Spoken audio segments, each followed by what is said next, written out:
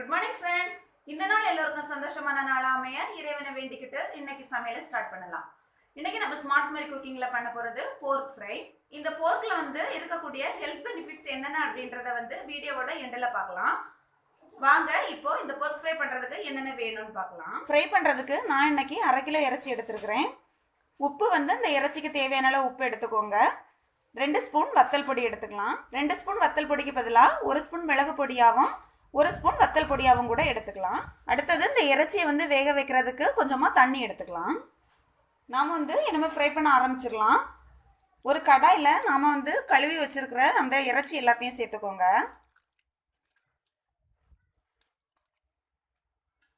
இறைச்சியை சேர்த்துட்டு நாம் எடுத்து வச்சிருக்கிற உப்பு அப்புறமா வத்தல் பொடி இது எல்லாத்தையும் சேர்த்துக்கலாம். சேர்த்துட்டு இந்த இறைச்சி முங்கி வர்ற வரைக்கும் தண்ணி ஊற்றிக்கோங்க. தண்ணியை ஊற்றிட்டு இதை லைட்டாக மிக்ஸ் பண்ணி விட்டுக்கோங்க. அவ்வளோதான். இதை என்ன நாம் அடுப்பில் வச்சு வேக வைக்க ஆரம்பிச்சிடலாம். இதை இப்போ நாம் அடுப்பில் வச்சாச்சு. இந்த தண்ணி நல்லா வற்றி வர்ற வரைக்கும் இதை நாம் வேக விட்டுடலாம். தண்ணி இப்போ லைட்டாக கொதிக்க ஆரம்பிச்சிட்ருக்கு. தண்ணி கொதிக்க ஆரம்பிக்கும் போது இதில் உள்ள நெய் எல்லாமே பிரிஞ்சு வரும். இந்த நெய் பிரிஞ்சு வர்றது நமக்கு ரொம்ப நல்லது தான். கொஞ்சமாக நெய் இருந்துச்சு அப்படின்னா அந்த இறைச்சி சாப்பிட்றதுக்கு ரொம்ப டேஸ்ட்டாக இருக்கும். பாருங்கள், இதே மாதிரி லைட்டாக தெரிஞ்சு போன மாதிரி தான் இருக்கும். அதனால் இது தெரிஞ்சு போயிடுச்சோ அப்படின்னு நினச்சி நீங்கள் டென்ஷன் ஆக வேண்டாம்.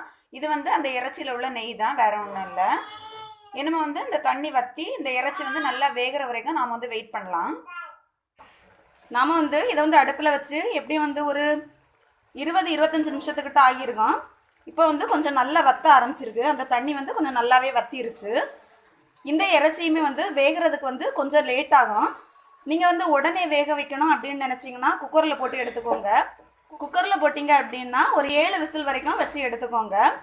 இன்னும் கொஞ்சம் இது வேகட்டும். இந்த தண்ணி இன்னும் கொஞ்சம் வற்றி வரட்டும். அதுக்கப்புறமா இதை நாம் செக் பண்ணி பார்த்துட்டு அந்த இறைச்சி வேகலை அப்படின்னா இன்னும் கொஞ்சம் தண்ணி ஊற்றி இதை மறுபடியும் வேக வச்சு எடுத்துடலாம். இன்னும் ஒரு 5 நிமிஷம் மட்டும் இதை இப்படியே விட்டுடலாம். விட்டுட்டு அதுக்கப்புறமா நாம் செக் பண்ணிக்கலாம். 5 நிமிஷம் ஆயிடுச்சு. பாருங்கள், அதுக்குள்ளே எவ்வளோ இந்த தண்ணி எல்லாமே நல்லா வத்திருச்சு அப்படின்னு.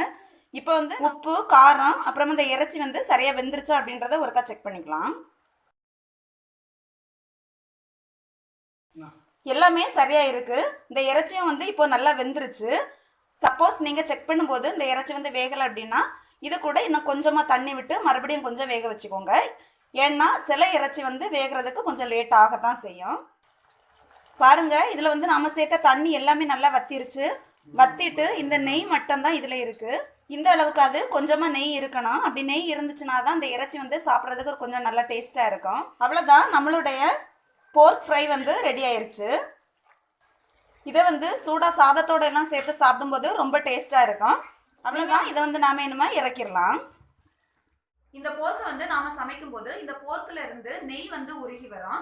இந்த நெய்யோட இந்த போர்க்கையும் நாம் சேர்த்து சாப்பிடும்போது மூல பிரச்சனை ஸ்டார்டிங் ஸ்டேஜில் இருக்கிறவங்களுக்கு இந்த மூல பிரச்சனை கிளியர் ஆகிறதுக்கு சான்சஸ் இருக்கு. அதாவது மூல பிரச்சனை ஸ்டார்டிங் ஸ்டேஜில் இருந்ததுன்னா கிளியர் ஆகிறதுக்கு வாய்ப்பு இருக்கு. அதவே முத்திருச்சு அப்படின்னா இந்த ஸ்டேஜஸ் அதிகமாயிருச்சு அப்படின்னா கிளியர் ஆகிறது கொஞ்சம் கஷ்டம்தான்.